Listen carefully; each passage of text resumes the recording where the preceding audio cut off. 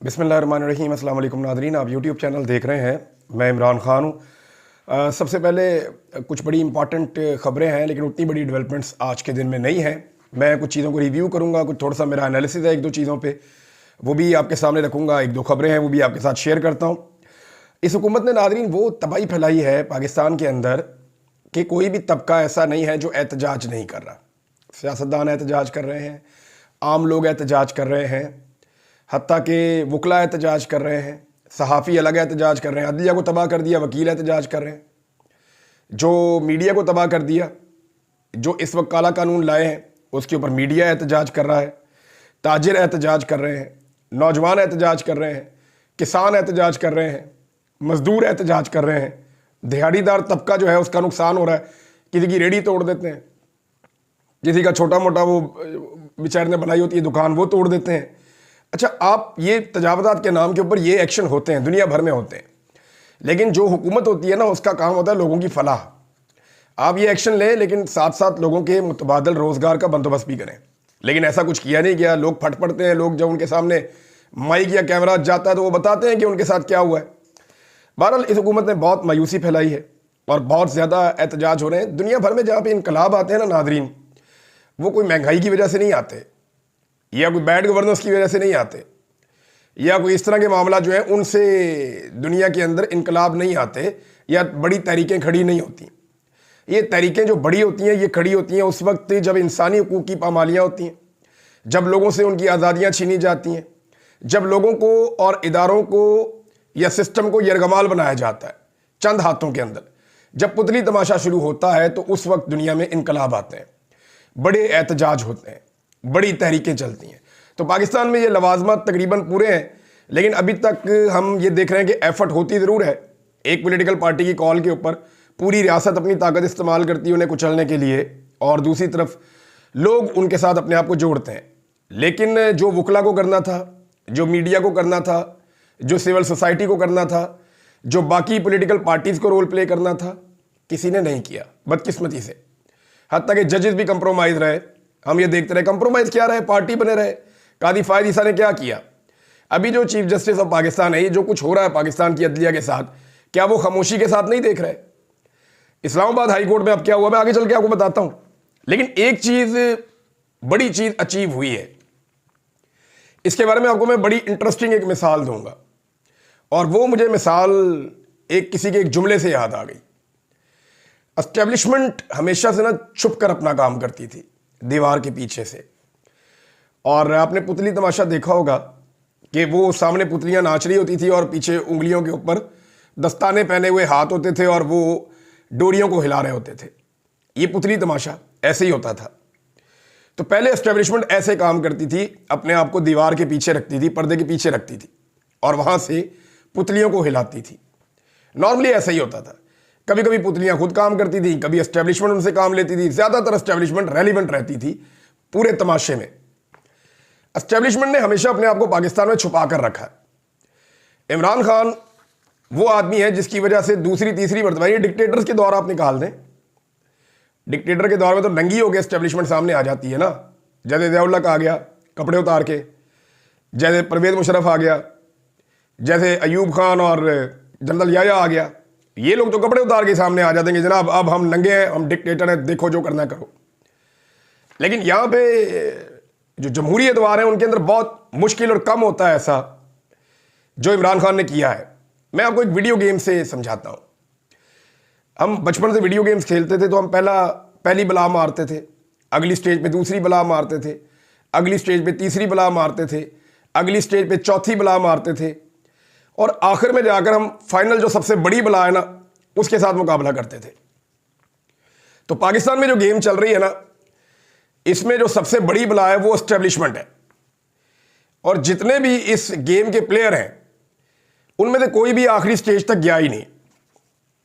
मिसाल के तौर पर डिक्टेटर के एतबार की बात नहीं कर रहा मैं, ये जो मौजूदा सियासतदान है, जो नवाज शरीफ हो गया, जरदारी हो गया, बेनज़ीर हो गई, बाकी लोग हो गए, ये गए ही नहीं आखिरी जिन तक या आखिरी बला तक जो इस वीडियो गेम की आखिरी बला है एस्टेब्लिशमेंट पाकिस्तान की। कोई तीसरी स्टेज पे हार गया, कोई चौथी स्टेज पे हार गया, कोई पांचवी स्टेज पे हार गया। तो इमरान खान ने अपने लोगों के साथ मिलकर एक एक एक एक करके सारी स्टेजेस पार की हैं और सारी बलाओं को शिकस्त दी है। चाहे वो सियासी बलाओ, चाहे वो इंतजामी बलाओ, चाहे वो ब्यूरोक्रेटिक हो, चाहे वो इलेक्शन कमीशन हो, चाहे वो अदालतों के अंदर बैठी हुई ये बड़ी खौफनाक स्टेजेस होती हैं, ये जो कानूनी बलाएं होती हैं ना, ये आखिरी स्टेजेस में जाके आती हैं। और फाइनली इमरान खान इस वक्त पाकिस्तान की सबसे बड़ी बला, यानी सबसे बड़ी बला तक पहुंचने में इमरान खान कामयाब हो गया और अब एस्टेब्लिशमेंट के सामने खड़ा है। ये वाहिद आदमी है मौजूदा पूरी सियासी क़यादत के अंदर जो इस सियासी गेम के अंदर आखिरी बला तक पहुंच गया और उसके सामने खड़ा है। अब ये आखिरी स्टेज है, इमरान खान ने पार करनी है। ये इमरान खान की कामयाबी है। इसको सिंपल करें तो ये है। बाकी सारे जो है वो कहीं ना कहीं फारग हो गए और उन्होंने नया टोकन लेके दूसरी गेम शुरू कर दी, जूते पॉलिश वाली। तो वो जूते पॉलिश वाली गेम में चले गए। इमरान खान वाहिद आदमी है जो इस गेम को एंड तक लेकर चला गया है और अब एस्टेब्लिशमेंट वाली बला सामने खड़ी है। और मजे की बात यह है कि वो जख्मी है। इमरान खान ने ठीक ठाक डैमेज कर दिया उसे। अब आपको याद होगा जब हम गेम खेलते थे ना, तो आखिरी बला जब हम गेम खेलते थे ना, तो मेरे एक दोस्त ने एक दिन एक वाकया मुझे याद है कि उसकी वो आखिरी बला पे पहुंच गया। एक बड़ी मुश्किल गेम थी। तो जिन लोगों के हाथों में अपने टोकन थे ना, उसके खत्म हो गए, तो वो अपने टोकन डालते जा रहे थे कि मार मार इसको हम देखना चाहते हैं, इसके बाद इस गेम का इख्तिताम कैसे होता है। तो लोग अपने टोकन डाल रहे थे। और अगर इमरान खान को जितवाना है तो पाकिस्तानियों को अपने टोकन डालने पड़ेंगे। इमरान खान के टोकन खत्म हो जाए इससे पहले आप सबको अपने टोकन डालने पड़ेंगे और इमरान खान साहब ने उसका बंदोबस्त कर लिया है। मैं इससे ज़्यादा सिंप्लीफाई इसको कर नहीं सकता था। और यही मेरा कसूर है कि मैं आम आदमी को आम आदमी की ज़ुबान में बात समझाने की कोशिश करता हूं, जिसकी वजह से मेरे से बड़ी तकलीफ है सबको। एक जुमले में मैं अपनी बात कर लूं, मैं बड़ी तफसीलात मुझे बतानी है अभी। अहमद नूरानी साहब बड़े अच्छे जर्नलिस्ट हैं, उन्होंने मुझे कहा कि मुझे वो सारी चीज़ें बतानी चाहिए जो मेरे साथ हुई, पाकिस्तान की एस्टेब्लिशमेंट ने, एजेंसियों ने किया मेरे साथ। ना सिर्फ अगवा करने का बल्कि और बड़ी लंबी कहानी है। तो मैं एक इंटरव्यू करूंगा, 1 2 3 इंटरव्यूज करूंगा, बल्कि उनमें सारा कुछ बताऊंगा। मैंने ये सब कुछ मैंने बताया हुआ है, लेकिन इतना लंबा इंटरव्यू तो नहीं होता ना। वो टुकड़ों के अंदर कभी कोई चीज़ बता दी, कभी कोई चीज़ बता दी, कभी ये बता दिया कि ISI ने उठाया था, कभी ये बता दिया फलां जगह पे रखा था, कभी ये बता दिया मेरे से मांगते क्या थे, कभी ये बता दिया टॉर्चर कैसे करते थे। वो सारी चीज़ें मैंने बताई हैं, लेकिन मैं पूरी तफसीलात के साथ, वो ठीक कह रहे हैं, उनका आइडिया अच्छा है, मैं इसके ऊपर काम करूंगा। नादरीन, एक कार्टून छपा है डॉन अखबार में और ये इस वक्त अक्कासी कर रहा है पाकिस्तान के हालात की। ज़रा आप ये कार्टून देखें। आप डॉन अखबार में जो कार्टून छपा पहले वो देखें, फिर उस कार्टून में पाकिस्तानियों ने एक तरमीम की है, फिर आप वो वाला कार्टून भी देखें। ये जो कार्टून छपा है इसके ऊपर एक स्टेट, रियासत का एक छत बनी हुई है, रियासत की एक इमारत बनी हुई है, उसके 4 पिलर हैं। और ये वैसे कहा भी जाता है कि रियासत अगर एक इमारत है तो उसके 4 सतून हैं, जिनमें से एक जनाब पार्लियामेंट है, एक एग्जीक्यूटिव है, एक जुडिशरी है और एक मीडिया है। मीडिया को सबसे आखिर में शामिल किया गया था, अब मीडिया बहुत इंपॉर्टेंट हो गया है, सोशल मीडिया भी आप कह सकते हैं। तो रियासत इन 4 सतूनों पर टिकी हुई होती है। अगर इनमें से कोई सतून गिर जाए, रियासत कमज़ोर हो जाती है, दूसरा गिरे और कमज़ोर हो जाती है, तीसरा गिरे तो ये गिरने के इसके खतरात हो जाते हैं, और चौथे सतून के बाद तो ये धड़म हो जाती है। तो इन्होंने दिखाया जी कि मीडिया का सतून भी गिर चुका है, जुडिशरी का सतून भी गिर चुका है, पार्लियामेंट का सतून जो है वो बहुत बुरी हालत में है, जगह जगह से टूटा हुआ है और गिरने के करीब है, जबकि एग्जीक्यूटिव जो है उसका सतून इस वक्त खड़ा है। पार्लियामेंट कहते हैं ये कौमी असम्बली, सेनेट, इनको पार्लियामेंट कहते हैं। मीडिया और जुडिशरी को आप जानते हैं, लेकिन इसके अंदर एक तरमीम की है। और रिजवान साहब बड़े अच्छे दोस्त हैं हमारे, उनको हैप्पी बर्थडे, बल्कि मुझे पता चला दोस्तों से उनकी सालगिरह है, उनका जन्मदिन है। अल्लाह ताला उनकी ज़िंदगी में, उनके काम में बरकत डाले और अल्लाह ताला उन्हें मज़ीद कामयाबियाँ अता फरमाए। शहीद अरशद शरीफ के वो तालिब इल्म हैं, उनके स्टूडेंट हैं और हमारे लिए बड़ी फ़ख्र की बात है, बड़े अच्छे नौजवान हैं, बड़ा ज़बरदस्त काम करते हैं। तो रिजवान साहब जो है उन्होंने इसके अंदर एक तरमीम करके जो ट्वीट लगाई वो ये है कि पार्लियामेंट वाला सतून भी गिर चुका है, अब सिर्फ ये पूरी की पूरी जो इमारत है, पूरी जो रियासत है, ये एक सतून पे खड़ी है और वो सतून है एग्जीक्यूटिव का। और एग्जीक्यूटिव के अंदर ना बहुत सारी चीज़ें आती हैं, यानी इंतजामिया है ना, इसके अंदर ब्यूरोक्रेट होंगे, तो पुलिस होगी, ये होगा, सिर्फ बंदूक के बलबूते पे खड़ी है बस। ये रियासत अब सिर्फ बंदूक के जोर पे खड़ी है। अगर बंदूक ना हो तो सब ठीक हो सकता है। और ये याद रखिएगा, ये जो बाकी पिलर गिरे हैं ना, ये इसी बंदूक ने गिराए हैं।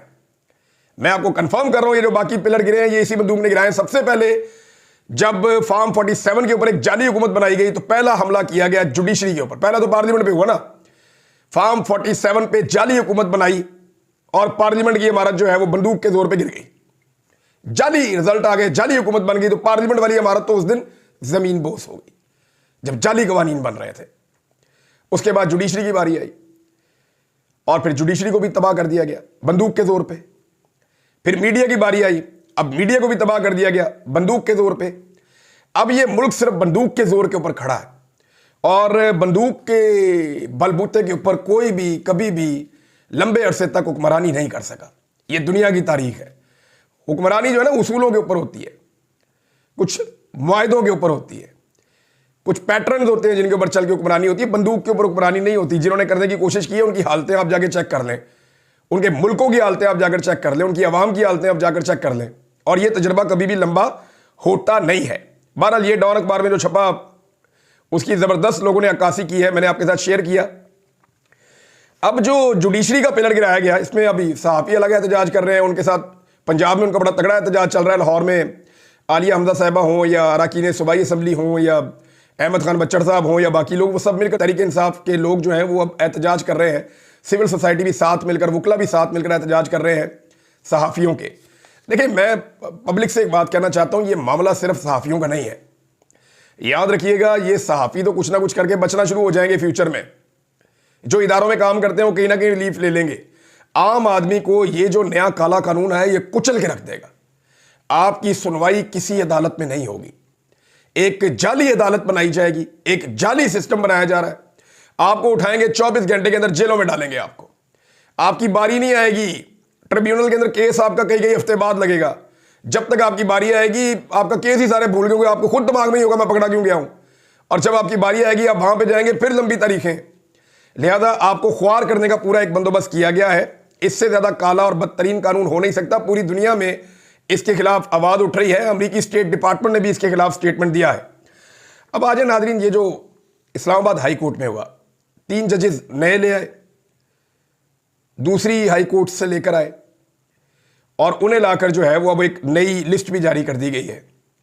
यानी chief justice Islamabad high court ने नई लिस्ट जारी कर दी है। उस लिस्ट के अंदर जो सबसे सीनियर जज रख दिया है वो डोगर साहब को रख दिया है। यानी सरफराज डोगर साहब को सबसे सीनियर करार दे दिया गया। अब आप समझे ना कि उनको सबसे सीनियर इसलिए करार दिया गया कि उन्हीं को चीफ जस्टिस बनाने का इरादा है। अब अगर आप सीनियरिटी लिस्ट देखें तो वो तब्दील हो गई है। हालांकि जजेस ने कहा था कि अगर बाहर से कोई जज आएगा और वो नया हलफ लेगा, उसको लेना पड़ेगा। जब वो नया हलफ लेगा तो वो जूनियर जज होगा, सीनियर नहीं होगा।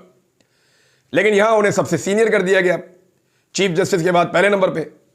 फिर मोहसिन अख्तर ज्ञानी, तो मोहसिन अख्तर ज्ञानी साहब से या इस्लामाबाद हाई कोर्ट के जजेस से जो इंसाफ और कानून के मुताबिक चलते हैं, उनसे जान छुड़ाने के लिए जस्टिस आमिर फारूक साहब जैसा एक जज लाहौर हाई कोर्ट से उन्हें लाया गया और लाकर उनको सीनियर तरीन जज बनाया गया। अब उन्हें ही चीफ जस्टिस बनाया जाएगा। देखिए, ये इस दफा मैं कह रहा हूं ना कि एस्टेब्लिशमेंट वाला जिन या बला वो सामने आके खड़ी है। ये हमेशा छुप के कार्रवाई डालते थे, छुप के कार्रवाई नहीं डाल रहे, सामने आपको नजर आ रहा है सारा कुछ। सामने आकर खड़े, क्यों सामने आकर खड़े हैं? यानी ये तो ऐसे काम होते नहीं थे, अब आपको नजर आ रहा है।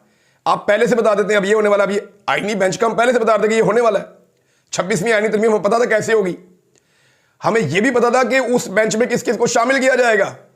हमें यह भी पता था कि 3 जजेस में से ये कमेटी उठेगी तो किसको चीफ जस्टिस बनाएगी। वही हुआ। तो कोई चीज ऐसी नहीं है जिसकी हम पहले से पेशन गोई ना कर सकें, क्योंकि निजाम नंगा खड़ा है, सामने नजर आ रहा है।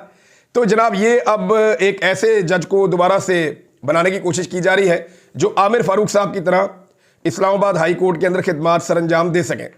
नाजरीन, धमकी जो लगाई है पाकिस्तान तहरीक इंसाफ को कि अगर उन्होंने एहतजाज किया तो पहले की तरह कत्लेआम किया जाएगा, क्योंकि कत्लेआम ही हुआ था ना पहले। तो जब वजीर दाखिला ये कहता है कि जी पहले वाला सलूक करेंगे या पहले से ज्यादा करेंगे, कुछ लोग कहते हैं, तो उसका मतलब यही है ना कि कत्लेआम ही होना है दोबारा। पहले भी लोग आए, निहत्ते लोग थे, एहतजाज कर रहे थे, किसी एक पुलिस वाले को गोली नहीं लगी, किसी एक रेंजर वाले को गोली नहीं लगी, किसी एक वहां पे सिक्योरिटी फोर्सेज के किसी बंदे को गोली नहीं लगी। सारी गोलियां जो है वो मुजाहिरीन को लगी हैं। तो वो अच्छे मुसल्ला थे कि गोलियां सारी खा के चले भी गए, और वो पश्तून थे। वो पश्तून का ऐसा तो नहीं है कि उसको हथियार चलाना नहीं आता, हर घर के अंदर हथियार है। गाड़ी का दरवाज़ा खोलो तो साथ पिस्टल लगा हुआ होता है दरवाजे के साथ। तो उनको वहां पे हलफ दे देकर उनके हथियार घरों में छुड़वा के उनको लाया गया था कि आपने मुसल्ला होकर नहीं जाना, ताकि कोई पंगा ना हो जाए वहां पे।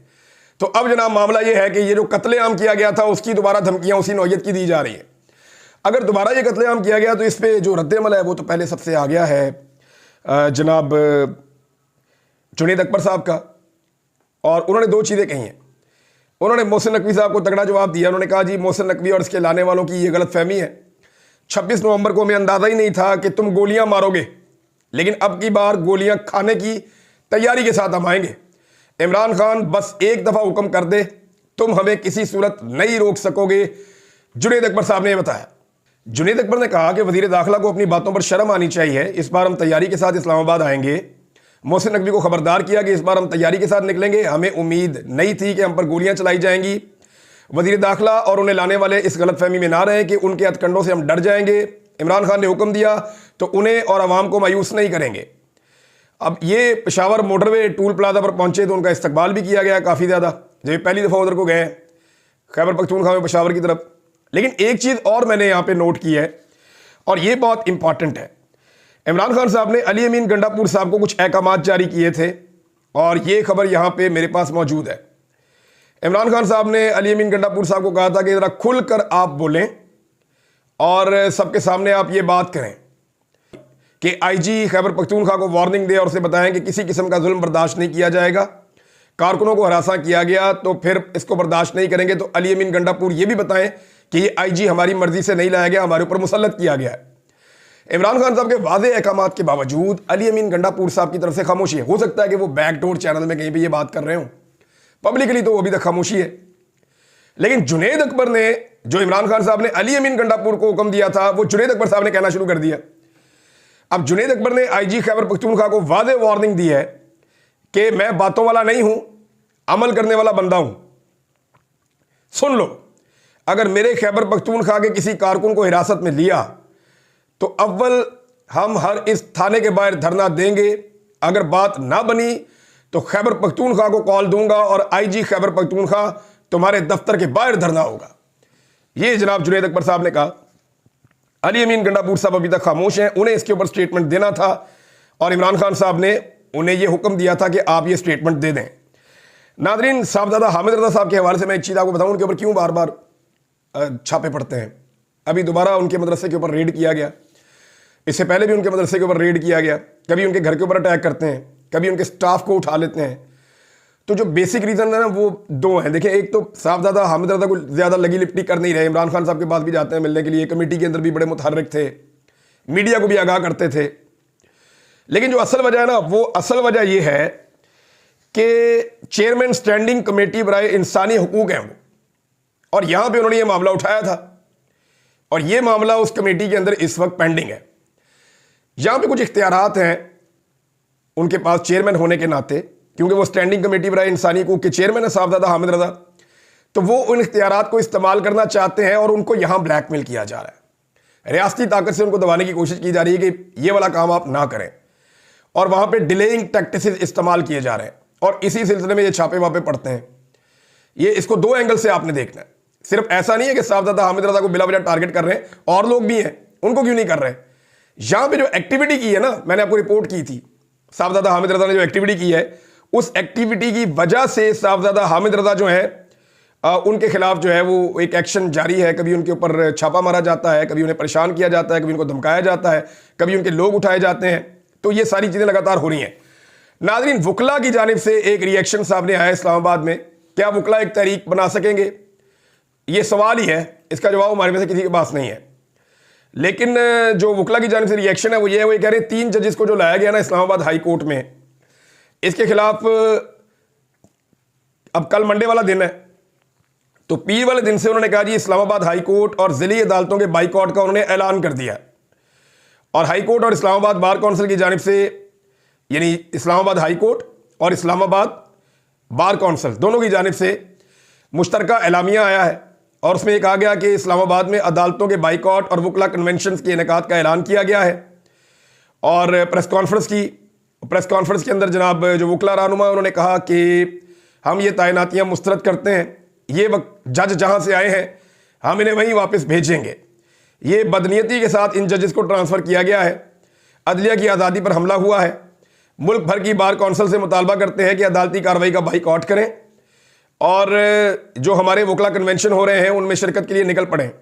ये हंगामी तौर पे वकला ये कर रहे हैं। रोला तो काफ़ी डाला हुआ है, लेकिन अभी तक जो कुछ हुआ उसमें हमने एक चीज़ देखी कि एस्टेब्लिशमेंट ने वकला तहरीक शुरू नहीं होने दी। उन्होंने वकला तहरीक के ऊपर अभी तक तो कंट्रोल रखा है। देखते हैं कि आइंदा आने वाले दिनों में एस्टेब्लिशमेंट इसे कंट्रोल कर सकती है या नहीं कर सकती। एक नादरीन आखिरी खबर मैं आपके सामने रख देता हूँ कि पाकिस्तान की सूरत हाल को बड़े अच्छे तरीके से बयान किया अपने ट्वीट में किस्मत खान साहब ने कि एक जानिब जो उसातिज़ा हैं या रिसर्चर्स हैं उनके लिए 25% टैक्स छूट खत्म कर दी गई है। IMF का दबाव है ना, कभी किसानों पे टैक्स, कभी ये कभी वो, सारी सब्सिडीज खत्म, सबका बेड़ा गर्क कर दिया। और रिसर्चर के एहतजाज के बाद इस टैक्स छूट की जो है वो बहाली के लिए कहते हैं हम IMF के पास जाएंगे, IMF इजाज़त देगा तो हम करेंगे। दूसरी तरफ यह है कि हुकूमत ने जो टैक्स इकट्ठा किया है वो भी 470 अरब कम है जो हदफ हुकूमत का था, उससे तकरीबन जो है वो $2 अरब कम है। ये बहुत बड़ा खसारा है कि अपने हदफ तक हुकूमत नहीं पहुंच पा रही। और एक खबर यह है कि MNAs और सेनेटर्स की तनख्वाहों में 300% तक इजाफा कर दिया गया। इसमें किसी ने IMF से किसी किस्म की परमिशन नहीं मांगी। यह है वो वजह। इनकी तरजीहात आपको समझ आनी चाहिए कि ये सिर्फ अपने बारे में सोचते हैं, ये अवाम के बारे में सोचते ही नहीं है। पाकिस्तान के बारे में ऐसा लगता है सोचते ही नहीं है और एक दूसरे पे डालते हैं पाकिस्तान। वज़ीर आज़म सुबह सोकर उठता है, वो आर्मी चीफ की तारीफ करके सारा पाकिस्तान आर्मी चीफ के बोटों पे फेंक देता है। वो आर्मी चीफ जो है वो ये थोड़े दिन के बाद वो कहते हैं गवर्नेंस के मसाइल है पाकिस्तान के अंदर, DG SPR आके जनाब पाकिस्तान में गवर्नेंस के मसाइल हैं तो हम जिम्मेदार नहीं है। तो ये पाकिस्तान को फुटबॉल नहीं है कि आप एक दूसरे की तरफ फेंकते रहेंगे। ये मुल्क उस तरीके से चलेगा जो एक तरीकाकार होता है मुल्क चलाने का, एक मरवजा तरीकाकार होता है जहां पे इलेक्शन होते हैं, जहां पे लोग मैंडेट लेते हैं, जहां पे सिस्टम चलता है, उसके बगैर नहीं चलेगा।